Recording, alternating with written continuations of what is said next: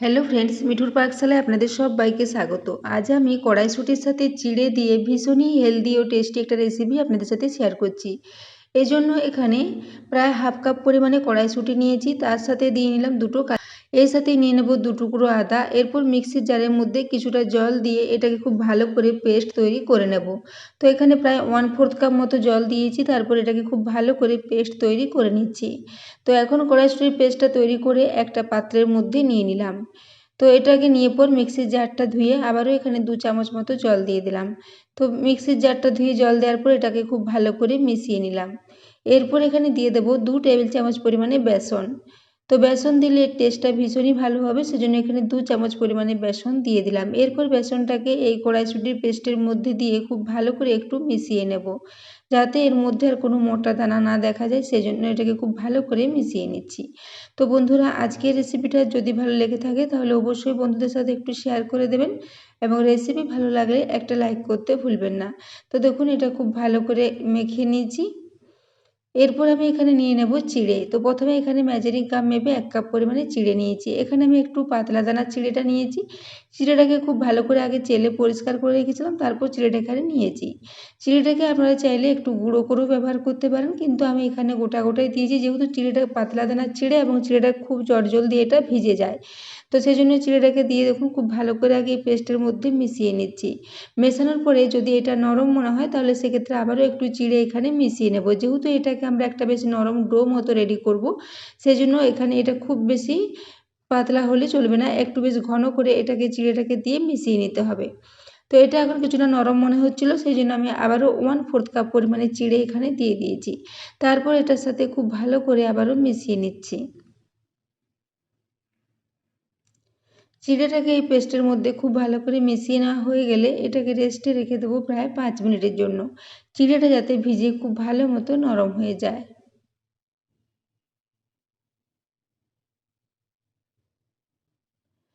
তো দেখুন, এরপর আমি এটাকে দিয়ে খুব ভালো করে মিশিয়ে নিচ্ছি।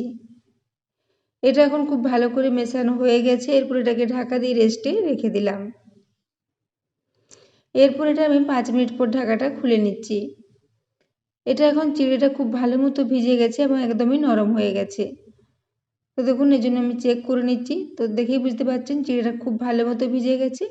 এরপর এখানে আমি নিয়ে নিচ্ছি একটা বড় সাইজের টমেটোকে ছোট টুকরো করে কেটে রেখেছিলাম, সেই টমেটোটা নিয়ে নিলাম। টমেটোটা দিলেও এর টেস্টটা ভীষণই ভালো হবে। এর সাথে আপনারা কুচনো পেঁয়াজও একটা ব্যবহার করতে পারেন, সেক্ষেত্রে এটার টেস্ট ভীষণই ভালো হবে। তবে আমি এটাকে সম্পূর্ণ নিরামিষভাবে রেডি করেছি, তাই এখানে পেঁয়াজের ব্যবহার করিনি। এরপর কিছু মশলা নিয়ে নেব। তো সেজন্য এখানে 1/2 টিস্পুন পরিমাণে ধনে গুঁড়ো দিয়েছি, 1/2 টিস্পুন পরিমাণে জিরে গুঁড়ো, ওই সাথে 1/2 টিস্পুন পরিমাণে একটু জোয়ান দিয়েছি, ওই সাথে 1/2 টিস্পুন পরিমাণে নিয়ে নিলাম এখানে কালো জিরে। কালো জিরে দিলে এর টেস্টটা ভীষণই ভালো হবে। তো এরপর আমি এখানে সবশেষে দিয়ে দিচ্ছি কসুরি মেথি 2 চা চামচ পরিমাণে। কসুরি মেথির পরিবর্তে আপনারা কুচনো ধনেপাতা দিতে পারেন। তো কসুরি মেথিটা দেওয়ার পর এটাকে হাতে করে আমি খুব ভালো করে একটু মেখে নেব। চিড়েটা যেহেতু খুবই নরম হয়ে গেছে, তাই এটা খুব ভালো মতোই মাখা যাবে। তো আমি হাতে করে ক্রমাগত এটাকে খুব ভালো করে মিশিয়ে একটা বেশ নরম ডো মতো রেডি করে নিচ্ছি। তো বন্ধুরা, আজকের এই রেসিপিটা আপনারা সকালে ব্রেকফাস্টে বা বাচ্চাদের স্কুলের টিফিনের জন্য বা বিকেলের দিকেও হালকা স্ন্যাক্স হিসেবে এটাকে বানিয়ে নিতে পারেন, ভীষণই ভালো হবে। তো এখানে আমি লবণটা ব্যবহার করিনি, সব শেষে এখানে দিয়ে দিলাম স্বাদ অনুযায়ী লবণ। এরপর লবণটা দিয়ে খুব ভালো করে এর সাথে মিশিয়ে নিচ্ছি।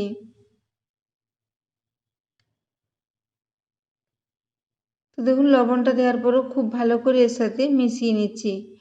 তো এটা এখন দেখুন খুব ভালো মতো একটা নরম ডো রেডি হয়ে গেছে। এরপর আমি হাতটা পরিষ্কার করে ধুয়ে নেব, তারপর হাতে একটু তেল মাখিয়ে নিয়েছি। এরপর এখান থেকে খুবই অল্প পরিমাণে একটু করে অংশ নিয়ে এগুলোকে একটু টিকিয়ার মতো করে শেপে রেডি করে নিচ্ছি।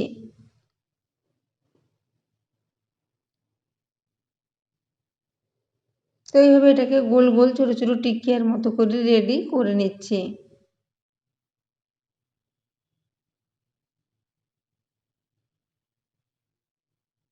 তো দেখুন, এইভাবে এটাকে একটু হাতে করে প্রথমে গোল করে চ্যাপ্টা চ্যাপ্টা করে রেডি করে নিচ্ছি। তো এখানে আমার একটা রেডি করা হয়ে গেছে। এটাকে প্লেটে নিয়ে নিলাম। আবারও একটা এই একইভাবে রেডি করে নিচ্ছি। প্রথমে একটু গোল গোল করে নেব। তো দেখুন এইভাবে একটু করে কেটে বাদ দিয়ে দিলাম, যাতে প্রত্যেকটা টিকিয়া সমান সমান হয় সেই মতো করে ডো নিয়ে এটাকে এভাবে একটু রেডি করে নিতে হবে। তো এখানে আমার দুটো টিকিয়া রেডি হয়ে গেছে। এই একইভাবে আমি সবগুলোকে রেডি করে নেব।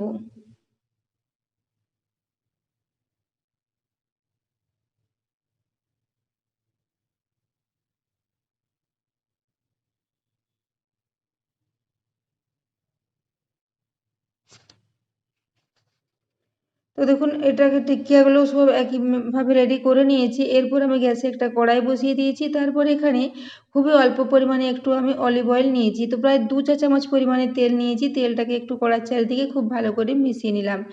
এরপর এখানে দিয়ে দিলাম সমস্ত টিকিয়াগুলো, একেবারেই দিয়ে দেব। গ্যাসের ফ্লেমটা লো রেখে এগুলোকে একটু উল্টে পাল্টে প্রায় 5 থেকে 6 মিনিট ধরে সময় নিয়ে একটু লালচে করে ভেজে নেব। চিড়ে দেওয়ার জন্য এর টেস্টটা ভীষণই ভালো হয়েছিল। এছাড়া এগুলো অল্প তেলে ভাজলেও কিন্তু ভীষণ খাস্তা মতো এগুলো রেডি হয়ে যাবে। তো দেখুন আমি এখানে সমস্ত টিক্কিয়াগুলোকে দিয়ে দিয়েছি। তারপর এগুলোকে একটু উল্টে নেব। তো প্রথমে এগুলোকে 2 মিনিটের জন্য একটু নিচের দিকটা লালচে করে ভেজে নিয়েছি, তারপর এগুলোকে উল্টে নিচ্ছি। তো এইভাবে আমি ক্রমাগত নাড়াচাড়া করতে করতে এগুলোকে একটু লালচে করে ভেজে নেব। আপনারা এগুলোকে যে কোনো ধরনের চাটনির সাথে সার্ভ করতে পারেন, এমনকি এগুলোকে চায়ের সাথেও বিকেলে সার্ভ করতে পারেন, খেতে ভীষণই ভালো লাগবে। তো দেখুন আমি এরপর এগুলোকে এইভাবে একবার উল্টে নিলাম। এরপর অপর দিকটা আমি আবারও 2 মিনিটের জন্য একটু ফ্রাই করে নিয়েছি। এরপর আবারও এগুলোকে উল্টে দিচ্ছি। তো দেখুন খুব সুন্দর একটা লালচে কালার চলে এসেছে। এইভাবে একটু উল্টে পাল্টে প্রায় 5 থেকে 6 মিনিট ধরে এগুলোকে একটু ভেজে নিয়েছি। তো এরপর এগুলোকে আমি তুলে নেব। তো দেখতেই পাচ্ছেন এর কালারটা খুবই সুন্দর এসেছে। এরপর এগুলোকে একটা প্লেটে তুলে নিচ্ছি।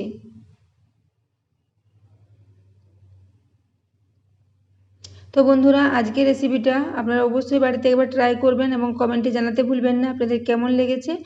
এবং রেসিপি যদি ভালো লেগে থাকে তাহলে অবশ্যই চ্যানেলটি সাবস্ক্রাইব করে আমার পাশে থাকবেন এবং পাশে থাকা বেল আইকনটি অবশ্যই প্রেস করে রাখবেন, তাহলে আমি যে কোনো নোটিফিকেশানে ছাড়ি না কেন তা সবার আগে আপনার কাছে পৌঁছে যাবে।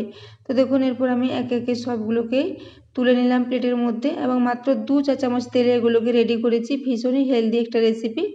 তো দেখুন এগুলো দেখতে ভীষণই লোভনীয় হয়েছে এবং খেতে তো ভীষণ টেস্টি মতো রেডি হয়েছিল। তো এরপর আমি এগুলোকে একটা প্লেটে তুলে নিয়েছি। তো এইভাবে একটু সাজিয়ে নিয়ে এগুলোকে আমি সার্ভ করে দেবো। তো দেখতেই পাচ্ছেন এগুলো খুব সুন্দর কালারটাও এসেছে। তো এরপর একটা আওয়াজটা আপনাদের দেখিয়ে দিচ্ছি, দেখুন ভীষণই খাস্তা ও মুচমুচে মতো এগুলো রেডি হয়েছিল। তো এগুলোকে আপনারা যে কোনো ধরনের চাটনির সাথে সার্ভ করতে পারেন, খেতে ভীষণই ভালো লাগবে। তো এরপর একটা ভেঙে দেখিয়ে দিচ্ছি, দেখুন উপর থেকে ভীষণই খাস্তা এবং ভেতরটা খুবই নরম। তো বন্ধুরা আজকের রেসিপিটা এতক্ষণ পর্যন্ত দেখার জন্য আপনাদের অশেষ ধন্যবাদ। আবারও চলে আসবো নিত্য নতুন কোনো রেসিপি নিয়ে। ততক্ষণের জন্য সবাই সুস্থ থাকবেন, ভালো থাকবেন।